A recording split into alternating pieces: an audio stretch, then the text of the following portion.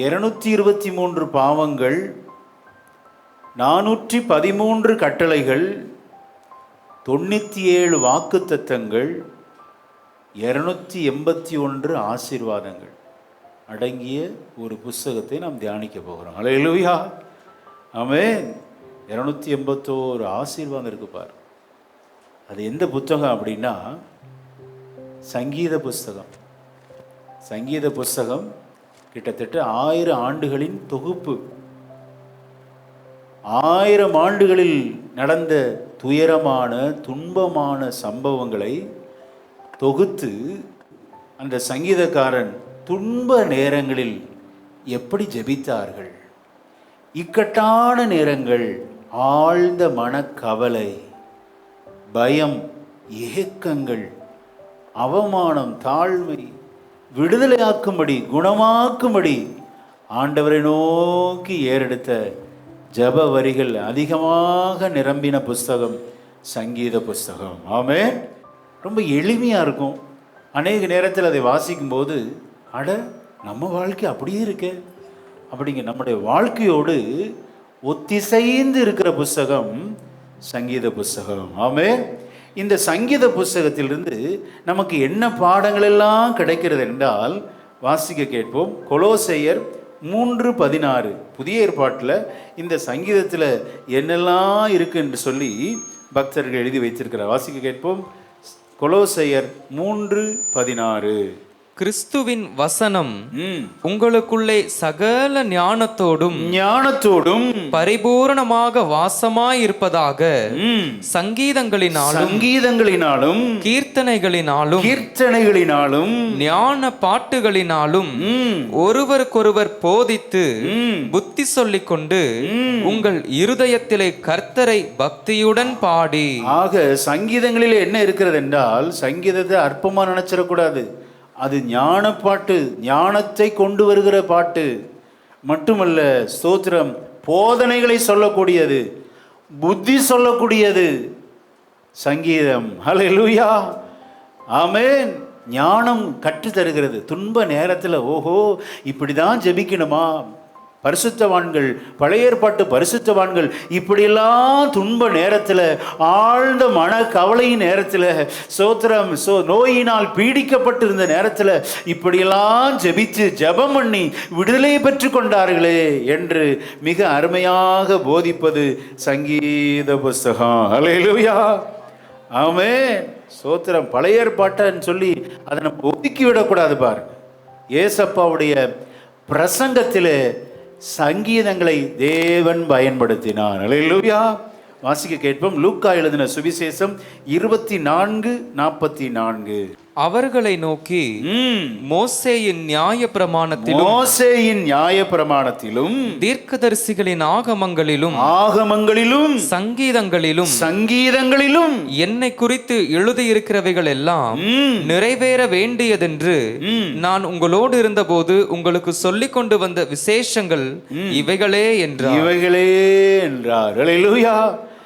ஏசப்பாவுடைய sermon, தேவனுடைய பிரசங்கத்தில் எவைகளெல்லாம் இருந்தது? தீர்க்க தரிசனங்களின் ஆகமங்கள், தீர்க்க தரிசன புஸ்தகம் இருந்தது. ஏசாயா, எரேமியா, எசேக்கியேல், இது பெரிய தீர்க்க தரிசன புஸ்தகம். குட்டி தீர்க்க தரிசன புஸ்தகம்னா ஆமோஸ், ஒபேதியா, யோனா, மீகா, செப்பனி, இதெல்லாம் குட்டி குட்டி தீர்க்க தரிசன புஸ்தகம். ஆக ஏசப்பாவுடைய பிரசங்கத்தில் சோத்திரம் தீர்க்க தரிசனங்களின் ஆகம புஸ்தகங்கள் இருந்தது. அல்லேலூயா. சங்கீதம் இருந்தது. இதெல்லாம் இப்படி என்னை குறித்து சொல்லப்பட்டிருக்கிறதே என்று சொல்லி ஒவ்வொன்றாக பொறுக்கி எடுத்து எம்மாவூர் சீஷர்களுக்கு தேவன் விளக்கம் அளித்த போது அவருடைய இருதயம் சோத்திரம் கொழுந்து விட்டு எரிந்தது. ஹல்லேலூயா. நம்ம இருதயம் கொழுந்து விட்டு பிரகாசிக்க வேண்டும் என்றால் இந்த வேத வசனத்தின் உபதேசம் எடுத்து பிரசங்கிக்கப்பட வேண்டும். ஹல்லேலூயா. ஆமென். ஒரு வசனத்துக்கு என்ன இருக்கிறது? ஜோடு இருக்கிறது, பேர் இருக்கு பார். ஆண்டவர் எப்படி பிரசங்கம் பண்றாரு? எம்மாவூர் சீஷர்கள் ஆமென் மனக்கலக்கத்தோடு நடந்து போனாங்க. ஐயோ, இயேசு கிறிஸ்து இறந்துட்டாரே, இனி நமக்கு ஒரு நம்பிக்கையிலேயே நடந்து போகும்போது அப்புறம் போகிறவர் போல தன்னை காண்பித்து கொண்டு மூன்றாவது நபராக அவர்களோடு கூட நடந்து ஆண்டவர் பக்தன் ஏசாயா சொன்னது, எரேமியா சொன்னது, எசேக்கியேல் சொன்னது, ஆமோஸ், ஓபதியா, மீகா புஸ்தகத்தில் சொன்னது, சங்கீதக்காரன் 22 சொன்னது, எல்லாவற்றையும் விளக்கி காண்பித்த போது அவருடைய இருதயம் கொழுந்து விட்டு எரிந்தது. ஹல்லேலூயா. அப்போ ஒரு பிரசங்கன்னா எல்லா வசனமும் உள்ள இருக்கணும். ஆகமங்கள், சங்கீதங்கள், சோத்திரம், தீர்க்க தரிசன புஸ்தகங்கள் எல்லாம் அடங்கி இருப்பதுதான் ஒரு முழு பிரசங்கத்தின் அடையாளமாக இருக்கிறது. ஆமென். ஆண்டவர் செஞ்ச பிரசங்கத்தை கவனிக்கலாம். ஆண்டவர் எப்படி பிரசங்கம் பண்றார்? 31ஆம் வசனத்தை வாசிக்கலாம். அப்பொழுது அவர்களுடைய கண்கள் திறக்கப்பட்டு அவரை அறிந்தார்கள். உடனே அவர் அவர்களுக்கு மறைந்து போனார். ஆண்டவரை பார்க்க எத்தனை பேருக்கு ஆசை? ஹல்லேலூயா. உங்க கண்கள் திறக்கப்படணும்னா இந்த வேத வாக்கியங்களின் செய்தியை நீங்க நல்ல செவி கொடுத்து கேட்கணும். ஆமென். வார்த்தை கொல்லும். வார்த்தைக்கு என்னண்டு? வல்லமை உண்டு. ஹல்லேலூயா. ஆமென். நீங்கள் வார்த்தையை கவனிக்கும் போது தத்ரூபமாக நான் உங்களுக்கு சொல்ல முடியும். ஆண்டவர் வார்த்தையாக வெளிப்பட்டு உங்கள் மனதின் ஐயங்களை எடுத்து போட ஆண்டவர் வல்லவராக இருக்கிறார். ஆமென். கண்கள் திறக்கப்பட்டது. என்ன பேசுறாராம்? 32ஆம் வசனத்தை வாசிங்க. அப்பொழுது அவர்கள் ஒருவரை ஒருவர் நோக்கி, வழியிலே அவர் நம்முடனே பேசி வேத வாக்கியங்களை நமக்கு விளங்க காட்டின பொழுது, வேத வசனம் சொல்லல, வேத வாக்கியங்களின் பிரசங்கம், அதை தான் கவனிக்கணும். வேத வாக்கியங்களின் பிரசங்கமே நமது மனக்கண்களை திறக்கும். ஹல்லேலூயா. ஆண்டவர் விளக்கி காட்டின போது வசிப்போம். நம்முடைய இருதயம் நமக்குள்ளே கொழுந்து விட்டு எரியவில்லையா என்று சொல்லிக்கொண்டு. ஹல்லேலூயா. நான் விசுவாசிக்கிறேன், இன்றைக்கு பிரசங்கிக்கப்படுகிற இந்த தேவ வார்த்தை உங்கள் இருதயம் கொழுந்து விட்டு பிரகாசித்து உங்கள் எல்லா மன ஐயங்கள் நீங்கும், உங்க வியாதி நீங்கும். விசுவாசிக்கிறீங்க? நல்ல கரங்களை தட்டி ஆண்டவருக்கு மகிமை செலுத்துவோமா? ஹல்லேலூயா. ஓ, இந்த ஆராதனை தேவ செய்தி உங்களுக்கு ஒரு பெரிய பலனை கொண்டு வரும் என்று அடியான் விசுவாசிக்கிறேன். ஆமென். ஹல்லேலூயா. ஞான பாட்டுகளினாலும் சங்கீதங்களினாலும் கீர்த்தனைகளினாலும் ஒருவருக்கு ஒரு போதனை, புத்தி சொல்லுகிறதெல்லாம் இந்த வேத பகுதியில் அடங்கிறது. ஹல்லேலூயா. ஒருவரும் சொல்லிக் கொடுக்காத அநேக சீக்ரெட் நமக்கு ஆண்டவர் சொல்லி தரப்போகிறார். ஆமென். இந்த சங்கீத பகுதியை அப்போஸ்தலனாகிய பரிசுத்த பவுலடிகளார் தன்னுடைய பிரசங்கத்தில் பயன்படுத்துகிறார். அப்போஸ்தலர் 13:35 பவுல் தன் பிரசங்கத்தில் சங்கீத பகுதியை பயன்படுத்துகிறார். எபிரேயருக்கு எழுதின ஆக்கியோன் தன்னுடைய நிருப புஸ்தகத்தில் இந்த சங்கீத பகுதியை பயன்படுத்துகிறார். எபிரேயர் 4:7. ஏசப்பாவுடைய இன்னொரு பிரசங்கத்திலும் சங்கீதக்காரன் இப்படி சொல்லியிருக்கிறானே என்று சொல்லி சங்கீதத்தை பயன்படுத்துகிறார். லூக்கா எழுதின சுவிசேஷம் 20:43 வாசிக்க கேட்கலாம். 20ஆம் அதிகாரம் 43. கர்த்தர் என் ஆண்டவருடனே சொன்னார் என்று தாவீது தானே சங்கீத புஸ்தகத்தில் சொல்லுகிறானே. தாவீது அவரை ஆண்டவர் என்று சொல்லியிருக்க அவனுக்கு அவர் குமாரனாய் இருப்பது எப்படி என்றார். ஆண்டவருடைய பிரசங்க வாக்கியத்தில் சங்கீதத்தை எடுத்து பிரயோகிக்கிறார். ஆமென். என்ன சங்கீதத்தை நம்ம தியானிக்க போறோம் அப்படின்னா, அந்த லாங்கஸ்ட் டிஸ்கிரிப்டிவ் டைட்டில் கிவன், பெரிய ஒரு தலைப்பு கொடுக்கப்பட்ட ஒரே ஒரு சங்கீதம். தலைப்பு பார்த்தீங்கன்னா அதே ஒரு குட்டி சங்கீதமாக இருக்கும். வாசிக்க கேட்போம். 60ஆம் சங்கீதத்தின் தலைப்பு எடுத்து வாசித்து விட்டு இன்றைக்கு நம்முடைய தியானத்துக்கென்று எடுத்துக்கொண்ட சங்கீதம் 60ஆம் சங்கீதம் வாசிக்கலாம். தலைப்பை தாவீது மெசொப்பொத்தாமியா தேசத்து சீரியரோடும் சோபா தேசத்து சீரியரோடும் யுத்தம் பண்ணின போது யோவாப் திரும்பி உப்பு பள்ளத்தாக்கிலே ஏதோமியரில் 12,000 பேரை வெட்டின போது அவன் சாட்சியை விளக்கும் 6 நரம்பு கிண்ணறத்திலே போதிப்பதற்காக பாடினதும் ராக தலைவனுக்கு ஒப்புவித்ததுமான மிக்தாம் என்னும் சங்கீதம். மிக்தாம் என்னும் சங்கீதம். ஆமென். லாங்கஸ்ட் டிஸ்கிரிப்டிவ், பெரிய ஒரு முகவரையை கொடுத்து விட்டு அதுக்கப்புறம் சங்கீதம் எழுதுகிறார். அந்த எல்லா யுத்தங்களிலும் பக்தன் தாவீது ஜெயம் பெற்றான். அந்த ஜெயத்தை சாட்சியாக அடுக்கடுக்காக எழுதுகிறான். நான் எப்படி இந்த யுத்தத்தில் வெற்றி பெற்றேன் என்று சொல்லி அந்த 2 சாமுவேல் 8ஆம் அதிகாரத்தின் பின்னணியோடு நாம் தியானித்தோம் என்றால் இந்த தியானம் நமக்கு இனிதான் இருக்கும். ஹல்லேலூயா, ஆமென்.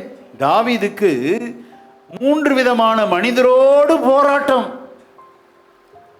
மெசொப்பொத்தேமியா சீரியர், சோபா தேசத்து சீரியர், இது 2 வகையான கூட்டம். மட்டுமல்லாமல் ஏதோமியர், அவர்கள் உப்பு பள்ளத்தாக்கில் இருந்து இவனோடு சண்டைக்கு வருகிறார்கள். அந்த உப்பு பள்ளத்தாக்கிலே சீரியர் இந்த ஏதோமியரை 12,000 பேரை வெட்டி தாவீது ஒரு பெரிய ஜெயத்தை எடுத்தான். ஹல்லேலூயா. நம்ம எல்லாருக்குமே ஜெயிக்கணும் அப்படின்னு ரொம்ப ஆசை, அப்படிதானே? நம்முடைய வாழ்க்கை ஒரு ஜெயமுள்ள வாழ்க்கையாக இருக்கணும். அப்படின்னா what is the secret of success அப்படிங்கிறத இங்கே தாவீது அவர் பதிவு செய்கிறார். ஹல்லேலூயா.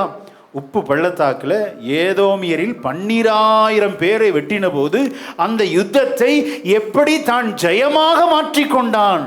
எப்படி சக்சஸ்ஃபுல்லாக பிஸ்னஸ் பண்ணணும், நம்முடைய வாழ்க்கை, குடும்ப ஜீவியம், படிப்பு, வேலை, வருமானங்களில் எப்படி வெற்றியுள்ள வாழ்க்கை வாழணும் அப்படிங்கிறதுக்காக பக்தன் தாவீது இந்த வாசகர்களை உற்சாகப்படுத்துகிறார். ஹல்லேலூயா. நான் எப்படி இந்த சக்சஸ்லாம் பெற்றேன், இந்த வெற்றியை பெற்றதற்கு அடையாளம் என்ன என்பதை தான் ரத்தின சுருக்கமாக வாசகர்களை, அடுத்த தலைமுறைகளை உற்சாகப்படுத்துவதில் பக்தன் தாவீதை போல ஒருவரும் இல்லை. ஹல்லேலூயா. அப்படி இந்த மிக்தாம் என்னும் சங்கீதத்தை நமக்காக எழுதி வைத்திருக்கிறார். உடனே ஜெயம் கிடைக்கல. தாவீது இந்த யுத்தத்தில் மேற்கொண்டதை பாருங்களேன். 2 சாமுவேல் 8ஆம் அதிகாரத்தில் வாசிக்க கேட்போம். 11ஆம் வசனத்தை வாசிக்கலாம். என்னென்ன யார் அவனுக்கு பிரச்சனையை எழும்பி வர்றாங்க பாருங்க. 2 சாமுவேல் 8:11. அவன் கொண்டு வந்தவைகளை தாவீது ராஜா கீழ்ப்படுத்தின சீரியர், மோவாபியர், அம்மோன் புத்திரர், பெலிஸ்தர், அமலேக்கியர் எனும் சகல ஜாதியார்களிடத்திலும். பாத்தீங்களா, யாரெல்லாம் ஜெயிச்சிருக்கிறார் என்றால் கீழ்ப்படுத்தின சீரியர், மோவாபியர், அம்மோன் புத்திரர், பெலிஸ்தர், அமலேக்கியர், இத்தனை பேரை ஜெயிச்சிருக்கிறாங்க. உடனே ஜெயம் வந்துருமா அப்படின்னா ரொம்ப கஷ்டம். தாவீதுக்கு உடனே ஜெயம் வந்துச்சா? அந்த சங்கீதத்தின் தலைப்புல பார்த்தீங்கன்னா, சோத்திரம் எல்லாம் சேர்ந்து வாசிக்கலாம். அந்த மத்திய பகுதியின் தலைப்பு 60ஆம் சங்கீதத்தின் அந்த தலைப்பின் மையத்திலிருந்து வாசிக்கலாமா? அவன் சாட்சியை விளக்குவிக்கும் 6 நரம்பு கிண்ணறத்திலே போதிப்பதற்காக பாடினதும் ராக தலைவனுக்கு ஒப்புவிக்கப்பட்டதுமான சாட்சியை போதிக்கிற சங்கீதம் இது. நான் எப்படி வெற்றி பெற்றேன், உடனே எனக்கு வெற்றி கிடைக்கல. மக்களே, நீங்களும் அப்படி அவசரப்பட்டுறாதீங்க. உடனே உங்களுக்கு ஒரு வெற்றியுள்ள வாழ்க்கை வராது, போராட்டம் வரும். ஆமென். நாம் பெற்ற அந்த வெற்றியை சாட்சியாக ஒரு போதனையாக வாசகர்களுக்கு நான் வைக்கிறேன் என்று சொல்லி சங்கீதக்காரன் 60ஆம் சங்கீதத்தை எழுதுகிறான். அல்லேலூயா, ஆமென், ஸ்தோத்திரம். ஃபர்ஸ்ட் தோல்விதான், அதுக்கப்புறம் தான் ஜெயம் பெற்றிருக்கிறார். எடுத்தோம் கவுத்தோம் நம்ம எல்லாத்திலும் ஜெயம் பெற முடியாது. ஒருவேளை இன்றைக்கு நீங்க தோற்று போய் வந்திருக்கலாம், மிகுந்த மன உளைச்சலோடு வந்திருக்கலாம், மிகுந்த மன கவலையோடு வந்திருக்கலாம். கர்த்தர் இந்த 60ஆம் சங்கீதம் மூலம் ஆண்டவர் நம்மோடு பேச விரும்புகிறார். அல்லேலூயா. என் வாழ்க்கையெல்லாம் தோல்வியா இருக்கிறது, நான் எடுத்த காரியத்தில் எல்லாம் வீழ்ச்சியை காண்கிறேன், ஒரு சமாதானம் எனக்கு இல்லை என்று சொல்லி புலம்பிக் கொண்டு வந்திருக்கிறீங்களா? நான் விசுவாசிக்கிறேன், அடியான் விசுவாசிக்கிறேன், இன்றைக்கு இந்த தேவ செய்தி உங்களுக்கு ஒரு பெரிய ஒரு உத்வேகத்தை கொடுத்து, உற்சாகத்தை கொடுத்து, தொடர்ந்து ஓடு என்று கர்த்தர் நம்மை அழைக்கிறார். அல்லேலூயா. நம் தேவன் எல்லா இடங்களிலும் நம்மை வெற்றி சிறக்க செய்கிற தேவன், நமக்கு ஜெயம் கொடுக்கிற தேவனுக்கு ஸ்தோத்திரம். உம்மாலே ஒரு சேனைக்குள் பாய்வேன், உம்மாலே ஒரு மதிலை தாண்டுவேன், என் தேவனால் இந்த படைகளெல்லாம் முறியடிப்பேன். ஆண்டவரால் நமக்கு ஜெயம் உண்டு. ஆமென். முதலாவது தாவீது தோல்வியை சந்திக்கிறார். எடுத்த உடனே ஜெயிக்கல. முதல் வசனத்தை வாசிக்கலாம். தேவனே, தேவனே, நீர் எங்களை கைவிட்டி எங்களை சிதறடித்து எங்கள் மேல் கோபமாயிருந்து மறுபடியும் எங்களிடமாய் திரும்பி அருளும். அல்லேலூயா. நாங்க தோற்று போயிருக்கோம். அந்த யுத்தத்தில் தோல்வி வந்தது. இதற்கு காரணம் என்ன? நீர் எங்கள் மேல் கோபமாய் இருக்கிறீர் ஆண்டவரே. நல்ல கவனிங்க. சாட்சியை விளக்குகிற சங்கீதம். கண்டிப்பா ஜெயம் எடுத்தார், ஆனா உடனே ஜெயிக்கல. காரணம் என்ன அப்படின்னா, ஆண்டவருடைய கோபம் தாவீதின் மேலும் அவனை சார்ந்த ஜனங்கள் மேலும் இருந்தபடினால தோல்வி. ஆண்டவரை நோக்கி வருந்தி அழைக்கிறார். நான் ஏற்கனவே சொன்னேன், 50% சங்கீத புஸ்தகங்களிலே துன்ப நேரங்களில் ஏறெடுக்கப்படுகிற கருத்தான ஜெபம். ஆமென். தோல்வியை சந்திக்கிற வேளையிலே பக்தன் ஜெபிக்கிறான், ஆண்டவரே நீர் எங்களை கைவிட்டீர் ஆண்டவரே, அதனால தான் இந்த தோல்வி. நீர் எங்கள் மேல் கோபமாய் இருக்கிறீரே. வேதனையோடு ஜெபிக்கிறான். நான் யோசித்து பார்த்தேன், யுத்த களத்திலே ஜெபம் பண்ணியிருப்பான். கொஞ்சம் இரக்கம் காட்டுங்களேன். இப்படி 2 சீரியர் வந்திருக்கிறாங்க, அமலேக்கியர் இருக்கிறாங்க, அம்மோன் புத்திரர் இருக்கிறாங்க, பெலிஸ்தியர் இருக்காங்க. இவர்களுக்கெல்லாம் எதிராக யுத்தம் நடந்து கொண்டிருக்கிறது. எனக்கு உதவி செய்யுங்க ஆண்டவரே, என் மேல கோபமா இருக்கிறீங்களா, அதெல்லாம் மாற்றுங்களேன் என்று ஆண்டவரை நோக்கி கருத்தாய் ஜெபிக்கிறான். அல்லேலூயா. ஏன் தோல்வி நம்முடைய வாழ்க்கையில? தொட்டது தொடச்சதெல்லாம் நஷ்டம். ஏதோ ஒரு விதத்தில் கர்த்தருடைய கோபம் இருக்கிறது.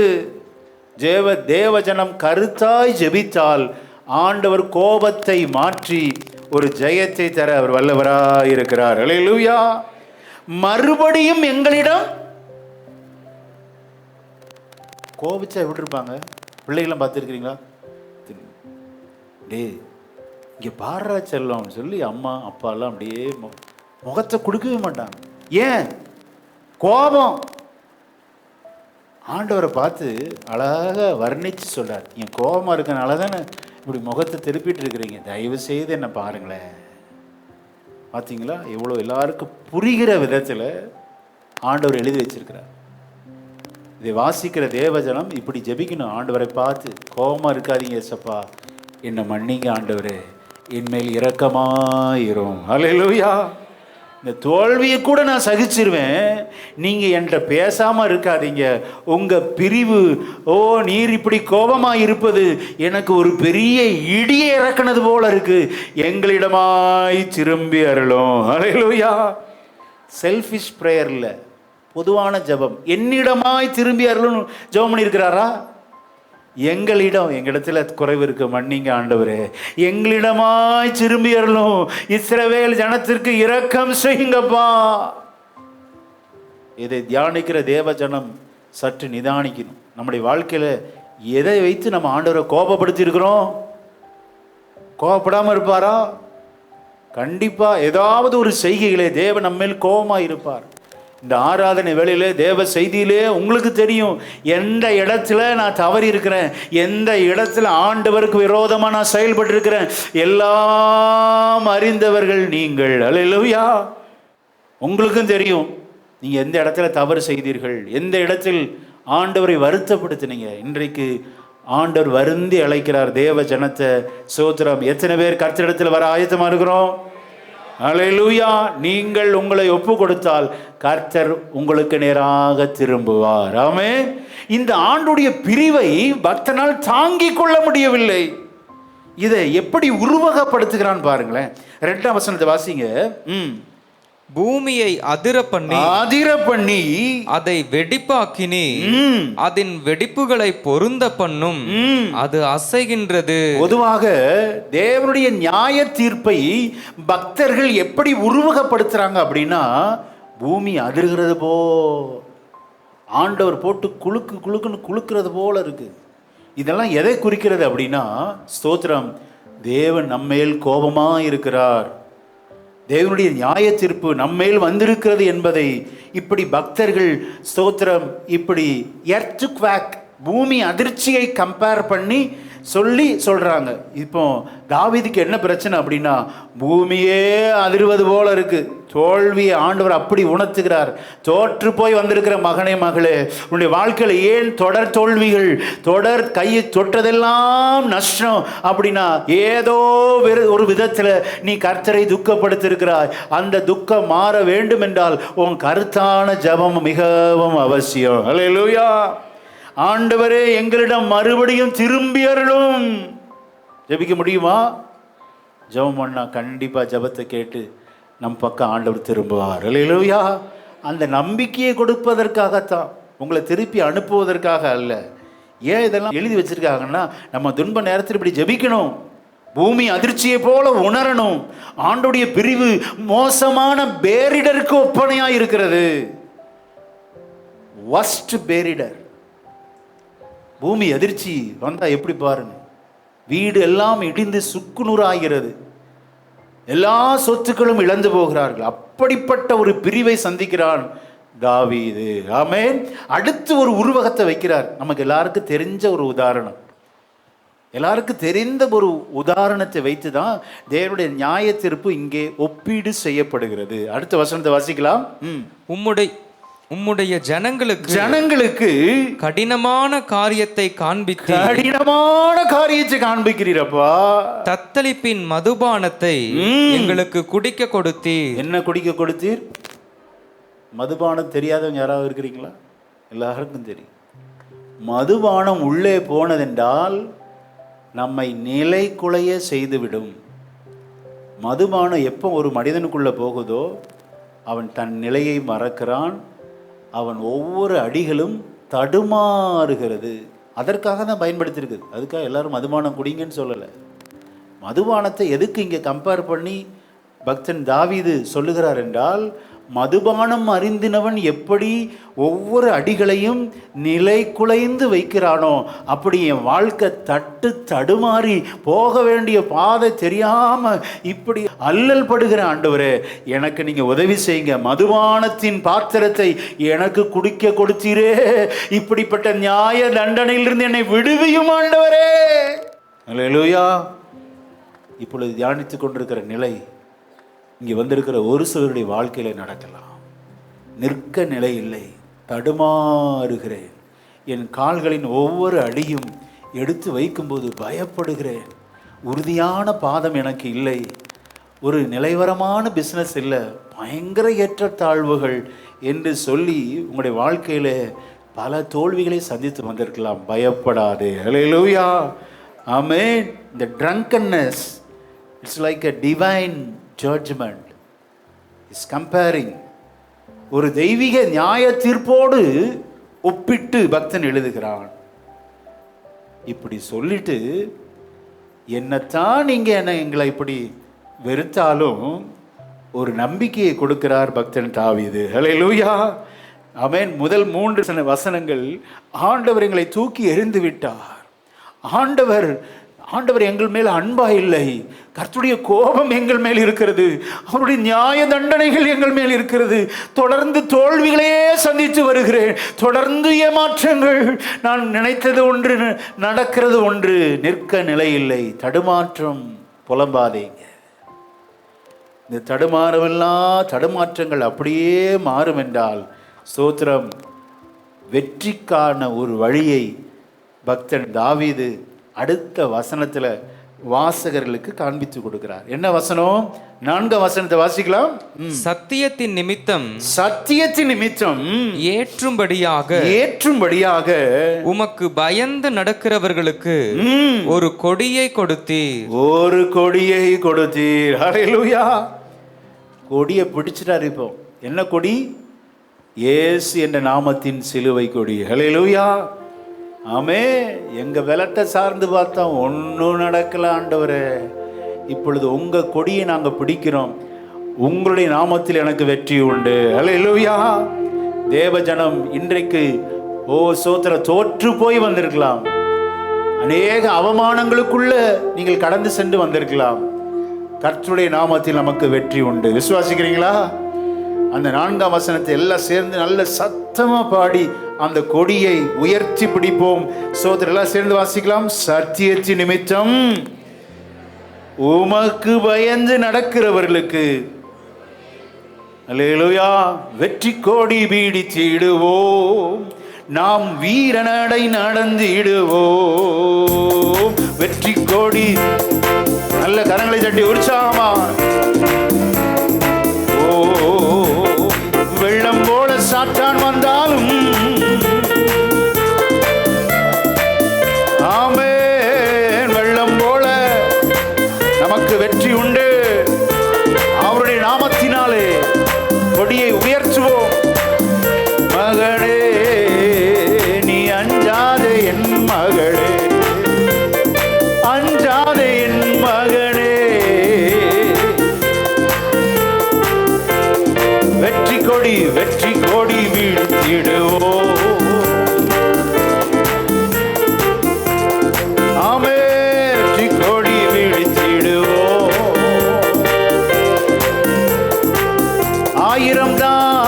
ஆயிரம் தான் துன்பம் வந்தாலும் அழுதாது. ஆமே ஆயிரம் தான். ஹல்லேலூயா. ஆவியின் பட்டயம் வெற்றி கொடி உண்டு. வென்று விட்டோம், ஆவியின் பட்டயம் உண்டு.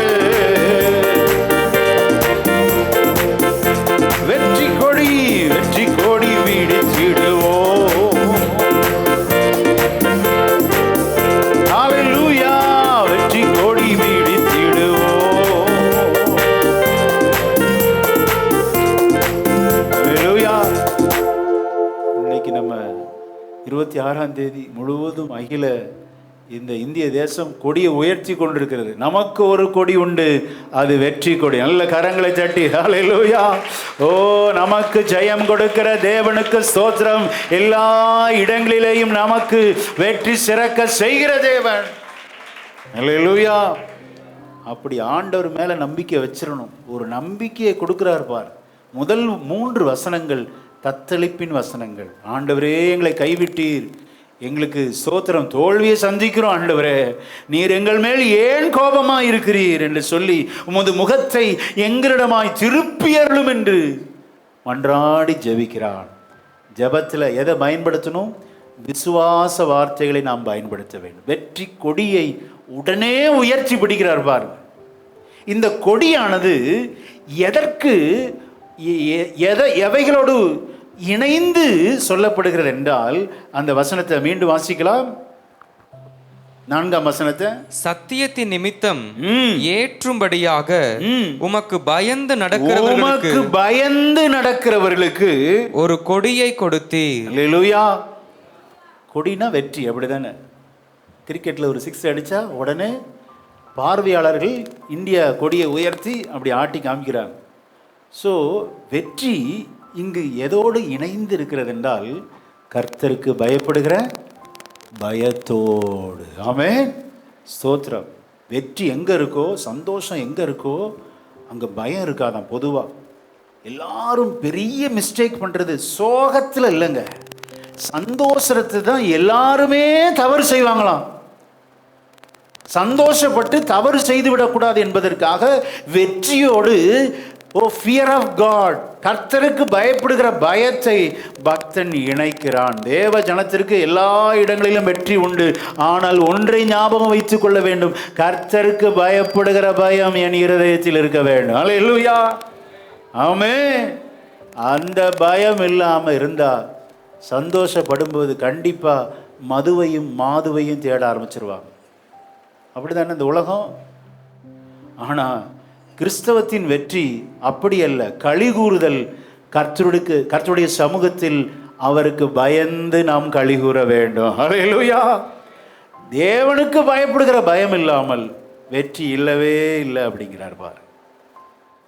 கர்த்தருக்கு பயந்து நாம் ஜீவிக்க வேண்டும். ஹல்லேலூயா. ஆமென். ஆலய ஆராதனை எக்காரணத்தை கொண்டும் விட்டுவிடவே கூடாது.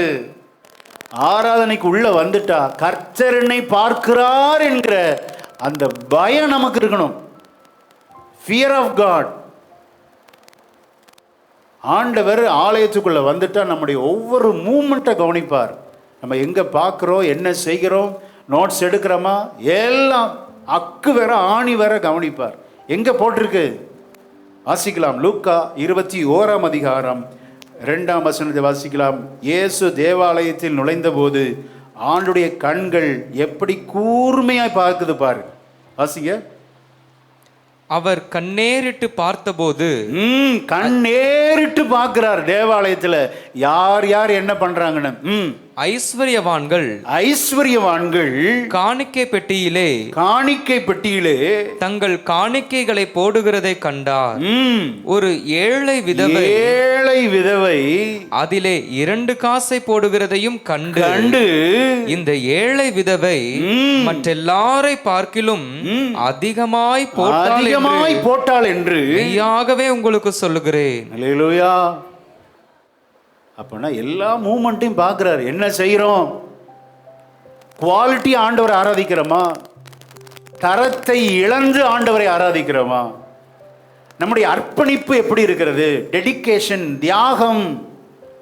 உங்கள் பிஸ்னஸை செய்கிறப்ப எவ்வளோ கண்ணும் கருத்துமா இருக்கிறீங்க. ஒரு நிமிஷத்தை மிஸ் பண்ணுவீங்களா? மிஸ் பண்ணவே மாட்டீங்க. எவ்வளோ கருத்தா ஆர்டர் எடுத்து பர்ச்சேஸ் பண்ணி மார்க்கெட்டிங் பண்ணி உங்கள் ப்ராடக்டை சேல்ஸ் பண்ணுறதுல எவ்வளோ தீவிரமாக இருக்கிறீங்க. ஆலய ஆராதனை அலட்சியமா? ஆலய ஆராதனை எந்த காரணத்தை கொண்டும் மிஸ் பண்ணவே கூடாது. ஆமென். 6 நாள் உங்களுக்கு இந்த காலை வேளையில் ஆண்டவர் நம்மோடு இடைபடுகிறார். ஆமென். கர்த்தருக்கு பயப்படுதல் ஞானத்தை போதிக்கும். ஞானம் எது? ஞானம் கர்த்தருக்கு பயந்து ஜீவிக்கணும். கர்த்தருக்கு பயந்து ஆண்டவரை நாம் சேவிக்க வேண்டும். அல்லேலூயா. ஆமென். அதிலே ஆண்டவர் பிரியமாய் இருக்கிறார். ஆமென். ஆலயத்துக்குள்ள அதுவும் ரொம்ப கவனமாக இருக்கணும். காரணம் என்ன அப்படின்னா, ஆண்டவர் நம்மை வாட்ச் பண்ணுகிறார். நம்மளை எவ்வளோ போடுறோங்கிறது முக்கியம் இல்லைங்க. 2 காசு தான் போட்டா. ஆனால் ஏழை விதவையை கர்த்தர் மெச்சி கொள்ளுகிறார். இவ தான் குவாலிட்டியானவள்னு சொல்றார். அப்போ நம்முடைய ஆராதனையின் தரம் எப்படி இருக்கிறது? குவாலிட்டி ஆஃப் வர்ஷிப் எப்படி இருக்கிறது? ரொம்ப முக்கியம். ஆண்டவருக்குரிய கனத்தை நாம் கொடுக்க வேண்டும். ஆமென். ஸ்தோத்திரம். ஆலய ஆராதனையிலே கர்த்தருக்கு கொடுக்க வேண்டிய கனத்தை நம்ம கொடுக்கணும். வெற்றி ஏன் கிடைக்கல? கொடியை ஏற்றுகிறார். எதற்காக ஏற்றுகிறார்? தேவனுக்கு பயப்படுதலை இணைத்து வெற்றியை காண்பிக்கிறார் தேவ ஜனத்துக்கு. தேவ பயத்தோடு இருக்கணும். அப்பதான் உன் வாழ்க்கை வெற்றியா இருக்கும். ஏனோ தானன்னு இருக்காதீங்க. வெற்றி கொடியை உயர்த்திடுவோம் பாடணும். தேவ பயத்தோடு நாம் செய்ய வேண்டும். அல்லேலூயா. இந்த ஆலய பில்டிங் பரலோகம் போகுமா? ஆலயம்னு சொல்றோம், உண்மைதான். ஏசப்பா நம்ம எல்லாம் வர்றப்ப இங்கே இறங்கி வருகிறார். தேவ தூதர்கள் வருகிறார்கள். பரிசுத்தமான இடம், சந்தேகமே இல்லை. சொல்லுங்கப்பா. போகாது. யார் தான் போவா? நீங்களும் நானும். ஆமென். ஒரு ஆலய பில்டிங்க்கு இவ்வளோ மரியாதை கொடுக்குறோம். ஆனால் இந்த ஆலய கட்டிடம் பரலோகம் போகுமா? போகாது. இந்த ஆலய கட்டிடத்துக்கு இவ்வளோ இம்பார்ட்டன்ஸ் கொடுக்குறோம். ஆனால் இந்த சரீரத்தில் இருக்கிற ஆத்மாவை மதிக்கிறதே இல்லை. இந்த ஆத்மா தாங்க அங்கே போகுது. அப்போ இந்த ஆலய கட்டிடத்திற்கு இவ்வளோ முக்கியத்துவம் கொடுத்து நம்மால சோத்திரம் பாவம் செய்ய முடியவில்லை என்றால், இதை விட ஆலய கட்டிடத்தை விட நம்ம அதிகமாக முக்கியத்துவம் கொடுக்க வேண்டியது நமது சரீர வாழ்க்கை. அல்லேலூயா. நான் இந்த சரீர தேவன் தங்குகிற ஆலயம் வேதத்தில் இருக்கிறதே. ஒரு ஆலய கட்டிடத்துக்கு இவ்வளோ இம்பார்ட்டன்ஸ் கொடுக்குறோம், ஆனால் சரீரத்திற்கு முக்கியத்துவம் கொடுக்கறதே இல்லை. ஓ தேவ ஜனமே, பாவத்தில் உளையான சேற்றில் இருக்கிற தேவ ஜனமே, மனம் திரும்பு. ரோமர் 12:1, 2, 3. அப்படி இருக்க சகோதரரே, நீங்கள் உங்கள் சரீரங்களை பரிசுத்தமும் தேவனுக்கு பிரியமுமான ஜீவ பலியாக ஒப்பு கொடுக்க வேண்டும் என்று தேவனுடைய இரக்கங்களை முன்னிட்டு உங்களை வேண்டிக் கொள்ளுகிறேன். இதுவே நீங்கள் செய்யத்தக்க புத்தியுள்ள ஆராதனை. அல்லேலூயா. இந்த சத்தியம் எல்லாம் நான் விசுவாசிக்கிறேன், உங்களை மறுரூபப்படுத்துகிறது. அல்லேலூயா. உங்களை சிந்திக்க வைக்கும். நீங்கள் தனிமையாக இருக்கிறப்ப சார் இப்படிலாம் சொன்னாரே அப்படின்னு சிந்திக்க வைத்து சில முக்கியமான முடிவுகளை எடுக்க வைக்கும் என்பதில் அடியான் மிகுந்த ஒரு விசுவாசத்தோடு இருக்கிறேன். அல்லேலூயா. பரலோகம் போக வேண்டும் என்பதற்காகத்தான் இப்படி கண்டனம் ஒழிய சோத்திரம் நீங்கள் அழிந்து போவது தேவ சித்தம் அல்ல. அல்லேலூயா. அப்போ நம்முடைய சரீரம் எப்படி இருக்கணுமா? பரிசுத்தமும் கர்த்தருக்கு பிரியமான ஜீவ பலியாக. அதுதான் வர்த்ஃபுல் வர்ஷிப், உண்மையான வர்ஷிப். சரியான ஆராதனை என்ன அப்படின்னா, நம்மையே காணிக்கையாக அர்ப்பணிக்க வேண்டும். அல்லேலூயா. ஆமே. நம்ம சரியில்லாமல் இருந்து காணிக்கை கொடுத்து என்ன பிரயோஜனங்க? ஒரு பிரயோஜனம் இல்லை. ஃபர்ஸ்ட் நம்முடைய சிந்தை சரியாக வேண்டும். இருதயம், யோசனைகள், சோத்திரம், ஆலோசனைகள் எல்லாம் கரெக்டாக இருக்கணும். மனதை புதிதாக்கி கொள்ள வேண்டும். நீங்கள் புதிதாக்கி பாருங்க, உங்கள் வாழ்க்கை ஃப்ரெஷ்ஷாக இருக்கும். சோத்திரம். நீங்கள் கர்த்தருக்குள் வளர்ந்து கொண்டே இருப்பீர்கள். ஆமென். உங்கள் வளர்ச்சியை எந்த சக்தியும் தடுக்க முடியாது. விசுவாசிக்கிறீங்களா? இந்த நாளில் வந்திருக்கிற உங்களை பார்த்து ஆண்டவர் சொல்லுகிற அருமையான வார்த்தை, கர்த்தருடைய ஆவியானவர் உரைக்கிறதாவது, சோத்திரம் கர்த்தருடைய வார்த்தைக்கு நீங்கள் மட்டும் செவி கொடுத்துட்டா, பூமியில் சகல ஜாதிகளிலும் நான் உன்னை மேன்மையாக வைப்பேன். நீ போகையிலும் ஆசீர்வதிக்கப்பட்டிருப்பாய், வருகையிலும் ஆசீர்வதிக்கப்பட்டிருப்பாய். உன் கையிட்டு செய்கிற வேலை எல்லாவற்றிலும் ஆசீர்வாதம் உண்டு. தோல்வியை ஜெயமாக மாற்றுகிற கர்த்தர் நம்ம மத்தியிலே இருக்கிறார். தாவீது போன இடத்திலெல்லாம் கர்த்தர் அவனை காப்பாற்றினார். ஆமென்.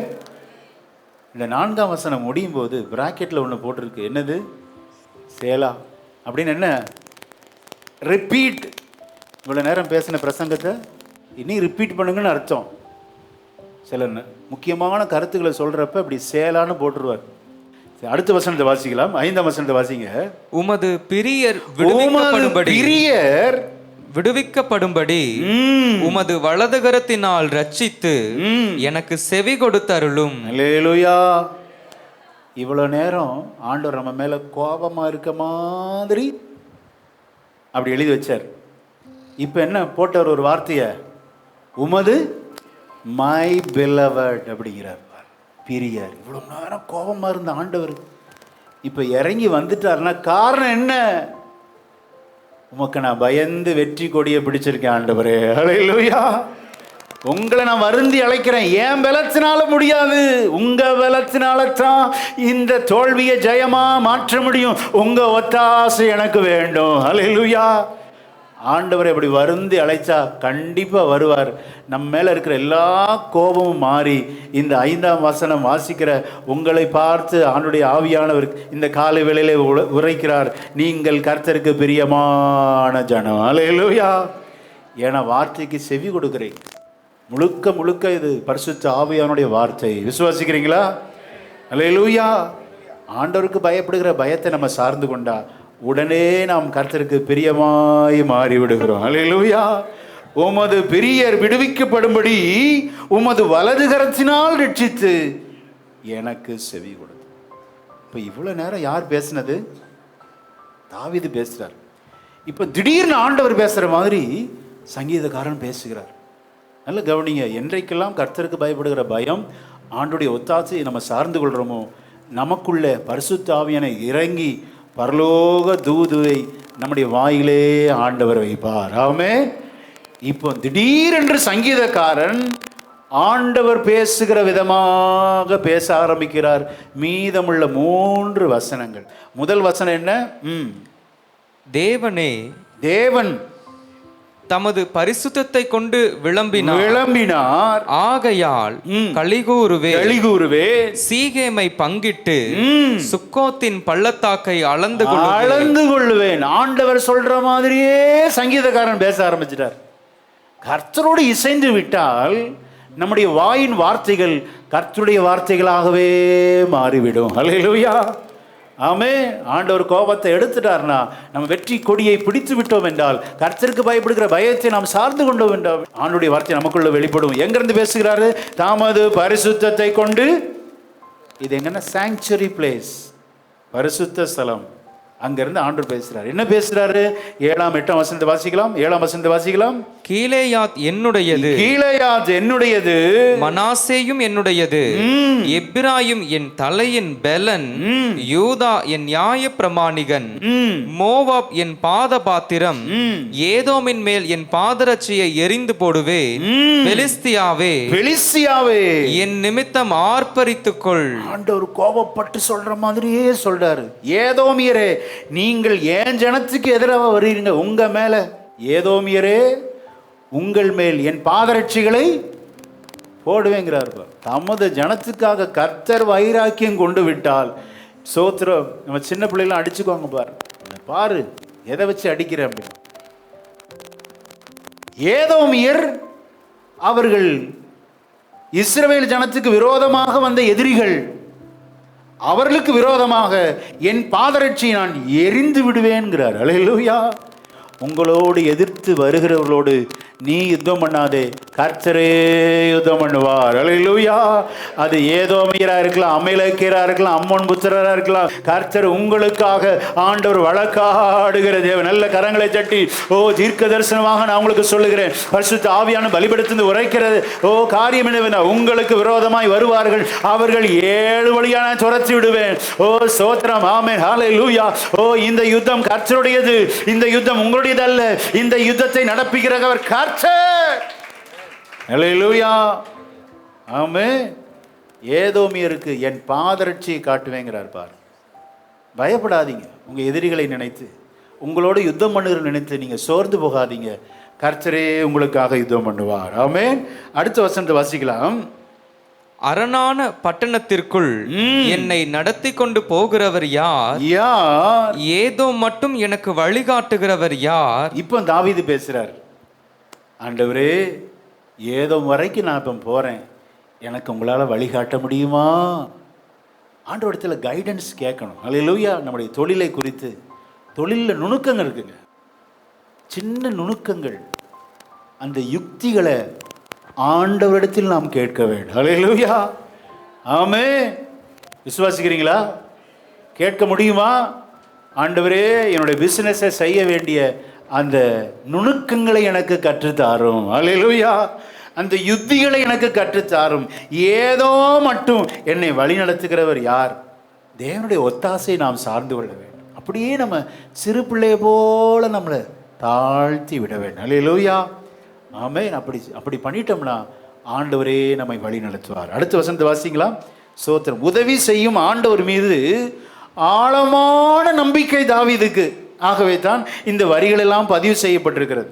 வாசிக்கலாம். எங்கள் சேனைகளோடு புறப்படாமல் இருந்த தேவரீர் அல்லவோ. ஃபர்ஸ்ட் நீங்க எங்க கூட வராததுனால தான் எங்களுக்கு தோல்வி, இப்போ நீங்க வருவீங்களா அப்படிங்கிறார். எங்களை தள்ளிவிட்டு இருந்த தேவரீர் அல்லவோ. ஃபர்ஸ்ட் தோல்வி அடைஞ்சதுக்கு காரணம் என்னன்னா, நீங்களை தள்ளி விட்டு இருந்தீங்க. சோத்திரம். எங்க கூட வரல ஆண்டவரே, இப்போ எங்க கூட வாங்க. ஏதோ மட்டும் வர்றீங்களா? எப்படி கேட்குறாரு பாரு. இந்த காலை வேளையில் அப்படி ஆசீர்வாதத்தை ஆண்டவர்கிட்ட கேட்க முடியுமா?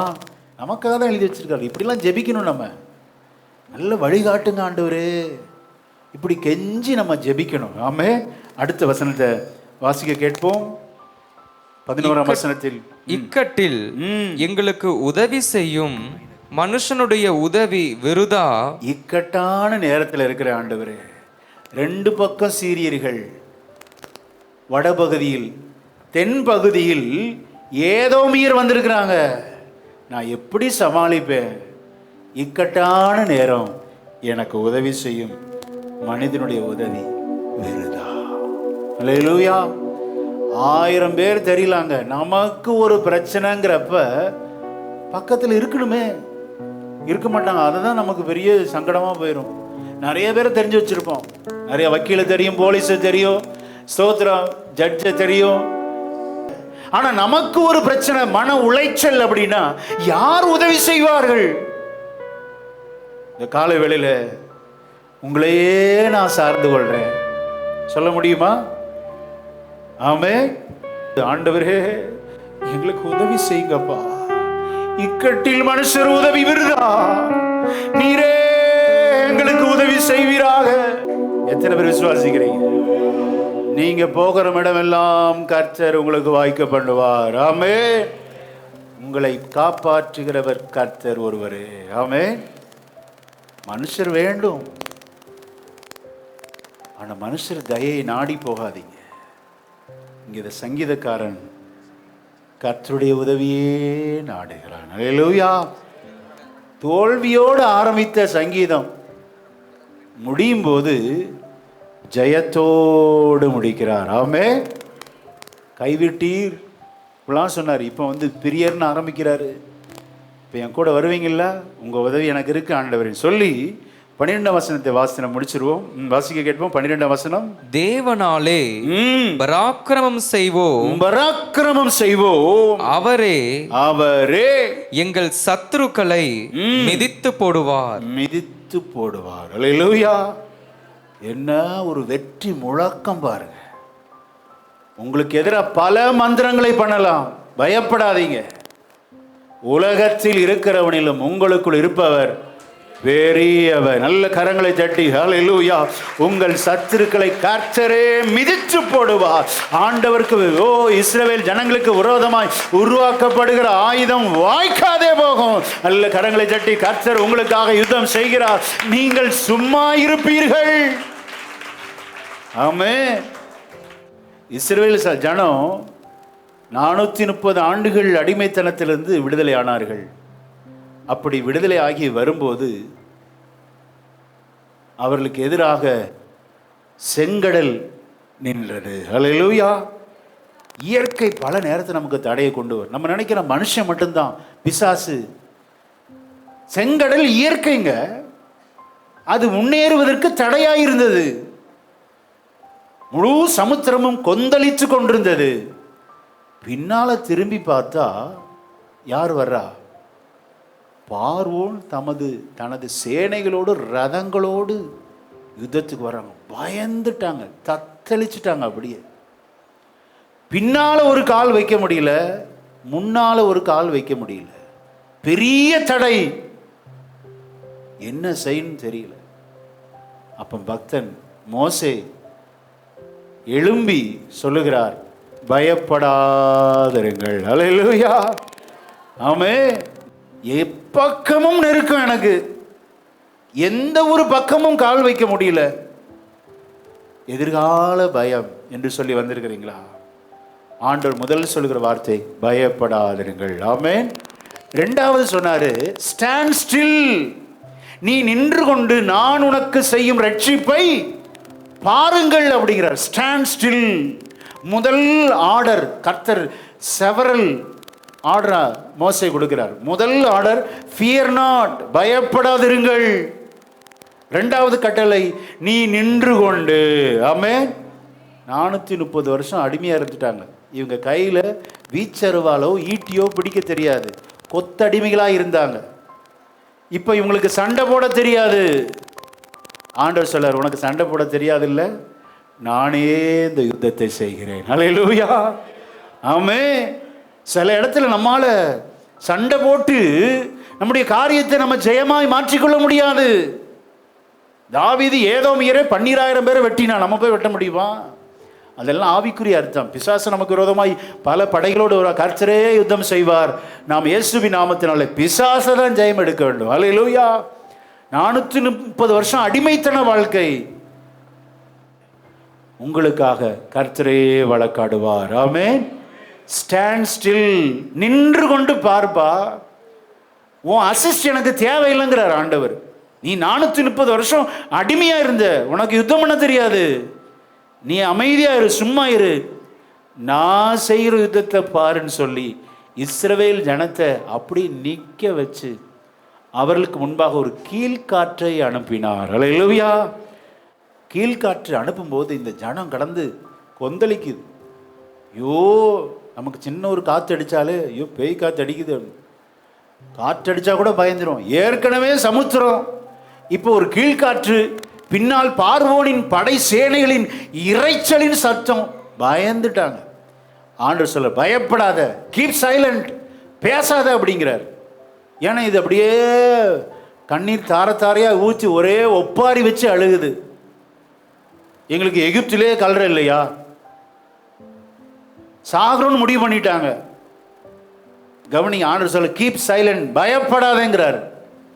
சொல்லிட்டு சொல்லார். ஏன் பயப்படாதுன்னு சொன்னார்னா, சில நேரத்தில் நம்ம சைலண்டாக இருந்தால் ஆண்டவர் கிரியை செய்கிறதை ஸ்தோத்திரம் சில நேரத்தில் பார்க்க முடியாது, சத்தத்தை கேட்க முடியும். ஹல்லேலூயா. கீழ்காற்றை பார்த்தாங்களா? பார்க்கல. ஆனால் சத்தம் போடுவதை கேட்டார்கள். ஆனால் அதை பார்த்து பயந்துட்டாங்க. நல்ல கவனிங்க, கர்த்தர் கிரியை செய்கிறத நீங்கள் பயப்படாதீங்க. இந்த கீழ்காற்று எதுக்கு அப்படின்னா 2 காரணங்கள் என்று வேதாகம அறிஞர்கள் சொல்கிறாங்க. என்ன காரணம் அப்படின்னா, ஸ்தோத்திரம், இந்த பார்வோன் படை இராணுவ வீரர்களின் சத்தம் கேட்டால் இன்னும் பயம் கூடிருன்னு சொல்லி இந்த கீழ்காற்றை அனுப்பி அந்த காற்றின் சத்தத்தினால பார்வோனின் ரதங்களின் சத்தத்தை தேவன் அடக்கினார். ஹல்லேலூயா, ஆமென். கர்த்தர் கிரியை செய்வதை பல நேரங்களில் நம்மால் விளங்கி கொள்ளவே முடியாது. சர்வ வல்லவரை நாம் கண்டுபிடிக்க முடியாது. ஹல்லேலூயா, ஆமென், ஸ்தோத்திரம். அதே கீழ்காற்று நமக்கு தெரியல, இவங்களுக்கு ராத்திரி நேரத்தில் ஸ்தோத்திரம் அந்த முழு சமுத்திரத்தை 2ஆக பிரித்தது. ஆமென். வேதம் சொல்கிறது, கால் நனையாமல் அந்த பீச்சை கடந்தாங்களாம். ஹல்லேலூயா. 2 குவியலாக நின்று இப்படி குவிந்து வணக்கம் காண்பிப்பது போல ஒரு பெரிய கேப்புங்க. 20 லட்சம் ஜனங்கள் ஒரு பாதையில் நடக்கணும் அப்படின்னா எவ்வளோ பெரிய கேப் வேணும். சும்மா சின்ன கேப்லாம் கிடையாது. 20 லட்சம் ஜனங்கள் நடக்கணும் அப்படின்னா யோர்தான் நதி பிரிந்தது பார்த்தீங்களா? யோர்தான் நதி பிரிந்த நீளம் அந்த செர்மனில் நான் இப்போ சொல்கிறேன், 16 மைல் கேப் விட்டு அது அப்படியே அந்த குவியலாக குவிந்தது என்று வேதம் சொல்லுகிறது. 16 மைல் எதுக்கு கேப் அப்படின்னா, ஒரே நாளில் என் ஜனம் நதியை கடக்க வேண்டும். ஹல்லேலூயா. ஆண்டவருக்கு எல்லா கணக்கும் தெரியும். நம்ம கணக்கு போட வேண்டிய அவசியம் இல்லை. சமுத்திரத்தை நான் யோசித்து பார்த்தேன். 20 லட்சம் ஜனம் கடக்கணும்னா பெரிய ஒரு விரிசல் வேண்டுமே. அப்போ கீழ்காற்று இரவு முழுவதும் அடித்தது. ராத்திரி அவங்களுக்கு தெரியல. காலையில் எழுந்து பார்த்தா கர்த்தருடைய கிரிகளை பார்த்து அதிசயப்பட்டு பூரித்தார்கள். அல்லேலூயா. இந்த காலை வேளையிலே இந்த வசனத்தை கேட்கிற உங்களுக்காக ஆண்டவர் சில நேரத்தில் கீழ்காற்றை அனுப்புவார். உங்களுக்காக ஒரு பெரிய பாதையை திறந்து, ஓ சோதனை சீக்கிரத்தில், ஓ தேவன் உங்களுக்கு நியாயம் செய்வார். ஓ அவர் தாமதித்தாலும் பொறுமையாயிரு. ஓ அவசரப்படாதே. ஹல்லேலூயா. கர்த்தர் உங்களுக்காக நியாயம் செய்வதில் நீடிய பொறுமையுள்ளவராயிருந்து சீக்கிரமாய் பதில் செய்வார். ஹல்லேலூயா. கிரியை செய்கிறது இங்கே கேட்டுச்சு. ஆனால் யோர்தான் நதி பிரியும் போது கிரியை செய்கிறது கேட்கவே இல்லை. அவனுடைய அற்புதத்தில் தானிச்சா அவ்வளோ நமக்கு நிறைய சத்தியங்களை தருவார். இதெல்லாம் எதுக்கு நமக்கு எழுதி வச்சிருக்கிறாருன்னா, இதை வாசிக்கிறப்ப நம்முடைய வாழ்க்கையிலும் ஒரு அற்புதம் இன்னொரு அற்புதத்துக்கு சமமாக இருக்கவே இருக்காதுங்க. கீழ்காற்று அனுப்பின சத்தத்தை தேவஜனம் கேட்டார்கள். ஆனால் யோர்தான் நதி பிறந்த அந்த பிரிந்த சத்தத்தை ஜனம் கேட்கல. பார்த்தீங்களா? சிலருக்கு இப்படி நன்மை நடந்திருக்கு, இப்படியே எனக்கும் அற்புதம் செய்வார்னு தப்பு கணக்கு போட்டுறாதீங்க. அவரை யாரும் நம்ம கண்டுபிடிக்க முடியாது. இப்படி தான் அற்புதம் செய்வார். செங்கடல் பிரிந்த போது காற்றின் சத்தம் கேட்டது. ஆனால் யோர்தான் பிரிந்த போது ஒரு சத்தம் கேட்கல. சத்தம் இல்லாமல் அற்புதங்களை செய்ய வல்லவர். ஹல்லேலூயா. இந்த காலை வேளையில ஆண்டவர் நம்மோடு பேசியிருக்கிறார். மகனே மகளே, பயப்படாதீங்க. முதலாவது குறிப்பு, பயப்படாதீர்கள். 2வது, நின்று கொண்டு நான் உங்களுக்கு செய்யும் ரட்சிப்பை பாருங்கள் அப்படிங்கிறார். பார்த்தீங்களா? நின்றுக்கிட்டு பாரு அப்படிங்கிறார். செங்கடலை 2ஆ பிளந்து உள்ளே நடந்து போனாங்க. அக்கறை போயிட்டாங்க. ஆண்டவர் மூடி போட்டார். ஏன்னா இந்த ஜனம் எங்கே போயிடக்கூடாது. திருப்பி 613 மைல் தான் கிலோமீட்டர். 613 கிலோமீட்டர் தான் ஷார்ட்கட்டு இந்த கானான் போகிறதுக்கு. விதின் 11 days ஜேர்னியில் யூ கேன் ரீச் தேர் போயிடலாம். ஆனால் அங்கே அப்படி கூட்டிகிட்டு போகலை. 40 வருஷம் சுத்த விட்டார் ஆண்டவர். சில அற்புதத்தை உடனே கையில் தட மாட்டார். ஏன்னா அற்புதத்தின் மகிமை நமக்கு தெரியாது, அற்புதத்தின் ரகசியம் நமக்கு தெரியாது. இவ்வளவுதானா அப்படின்றோம். 613 கிலோமீட்டர் தானா, வெறும் 11 நாள் தானா, இவ்வளவு சீக்கிரம் கிடைச்சிருச்சு. ஆண்டவர் பார்த்தார், 40 வருஷம் வனாந்திரத்தில் அலைந்து திரி அப்படின்னா. காரணம் என்ன அப்படின்னா, இந்த பெரிய செங்கடல் வழியா தேவஜனம் கடக்கணும். மற்ற ஷார்ட்கட்ல கடந்தா இவங்க மீண்டும் எகிப்துக்கு வந்துடுவாங்க. ஏதாவது ஒரு பிரச்சனை, அடிதடி, சண்டை அப்படின்னா நான் திருப்பி எகிப்துக்கே போயிடுறேன். ஆண்டவர் பார்த்தார், இந்த தப்பு கணக்கெல்லாம் நீ போடக்கூடாதுன்னு சொல்லி நீ எகிப்துக்கு ஏன் ஜனம் போகவே கூடாது. ஹல்லேலூயா. அவர்களுக்கு ஒரே ஒரு நடைதான் உண்டு, முன்னோக்கி நடக்கிற நடை. ஹல்லேலூயா. கலப்பையில் கை வைத்தவன் பின்னிட்டு பார்க்க மாட்டான். ஆகவே ஜனங்களை வெளியே அனுப்பி எகிப்து சோத்திரம் விடுதலையாக்கி செங்கடலை கலந்த போது மூடி போட்டார் ஆண்டவர். ஏன் அப்படின்னா, இஸ்ரவேல் ஜனம் ஒரு காலம் ஒருபோதும் பின்னிட்டு நடக்கவே கூடாது. ஆமென். அந்த சோத்திரம் செங்கடல் அற்புதத்தில் 2வது காரணம் என்ன அப்படின்னா, சமஸ்த எகிப்து அந்த இராணுவ வீரர்களுக்கு சமாதி கட்டினார். ஹல்லேலூயா. இன்று காண்கிற எகிப்தியனை இனி காண்பதே இல்லை என்று சொல்லி ஆண்டவருடைய சமாதி கட்டிட்டார். தேவஜனம் நீங்களும் நானும் கருத்தா இருக்கணும். சில அற்புதத்தை பெறும்போது ஒரு நாள் உலகத்துக்கு நம்ம போயிடக்கூடாது. எகிப்து என்றால் உலகங்க. உலகத்தான போல வாழ முடியுமா? உலகத்தான போல ட்ரெஸ் பண்ண முடியுமா? உலகத்தான போல பேச முடியுமா அப்படின்னா நெவர். தேவஜனம் எகிப்துக்கு திரும்பவே கூடாது, உலகத்துக்கு திரும்பவே கூடாது என்பதுதான் ஆளுடைய பிரதான நோக்கம். ஹல்லேலூயா. இந்த காலை வேளையில ஆண்டவர் உங்கள் முன்னோக்கி நடக்க அழைக்கிறார். ஹல்லேலூயா. ஆமா. எத்தனை பேர் ஆயத்தமா இருக்கிறீங்க? உங்கள் சத்துருக்களை கர்த்தர் மிதித்து போடுவார். விசுவாசிக்கிறீங்களா? ஆமே. இந்த வெற்றி முழக்கத்தோடு இந்த சங்கீதம் முடிவடைகிறது. கர்த்தர் தாமே இந்த வெற்றியை நமது வாழ்க்கையில தேவன் தருவாராக. ஹல்லேலூயா.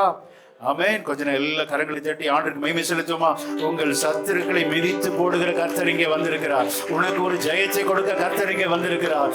உன் தோல்வியை ஜெயமாக மாற்ற தேவன் வந்திருக்கிறார். தடைகளை தகர்க்கிறவர் வந்திருக்கிறார். ஓ சோத்திரம். எல்லா அழுகையின் பள்ளத்தாக்கை உருவை நடந்து ஒரு ஜெயமாய் மாற்றிக்கொள்வாய். ஹல்லேலூயா. நமது சத்துருக்களை மிதித்து போடுகிறவர்.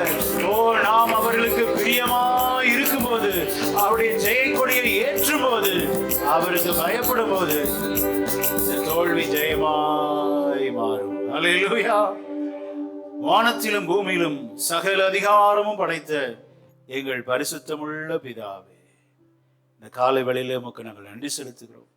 நல்ல ஒரு ஆராதனை கொடுத்து 60ஆம் சங்கீதத்தை நாங்கள் தியானிக்க இக்கட்டு நேரத்தில் நாங்கள் கர்த்தரையே சார்ந்து கொள்ள வேண்டும் என்று ஒரு நம்பிக்கைக்குரிய உற்சாகத்தை கொடுத்த சங்கீத பகுதியை நாங்கள் தியானித்தோம். ஆண்டவரே, தோல்வி ஜெயமாய் மாறினது. கர்த்தருக்கு பயந்து ஜீவிக்கும் போது, அவருக்கு பிரியமான ஒரு வாழ்க்கை வாழும்போது மெய்யாகவே சோத்திரம். இங்கு வந்திருக்கிற வசனத்தை கேட்ட எல்லார் மேலும் இந்த ஜெயத்தை நீர் கொடுத்து விட்டீர் என்று அடியான் விசுவாசிக்கிறேன் சுவாமி. எத்தனை ஏதோமியர் வரலாம், அமலேக்கு வரலாம், சீரியர் வரலாம், எல்லாரையும் முறியடித்தான் தாவீது. ஆண்டவரே, ஒரு பெரிய வெற்றி கொடுத்தான். ஆண்டவரே ஸ்தோத்திரம். அப்படிப்பட்ட வெற்றியை எல்லாருக்கும் நீர் கொடுக்கிறதுக்காக ஸ்தோத்திரம். தாவீது போன இடத்திலெல்லாம் கர்த்தர் அவனை காப்பாற்றினார். ஆண்டவரே, இயேசுவின் நாமத்தில் ஜெபிக்கிறோம் நல்ல பிதாவே.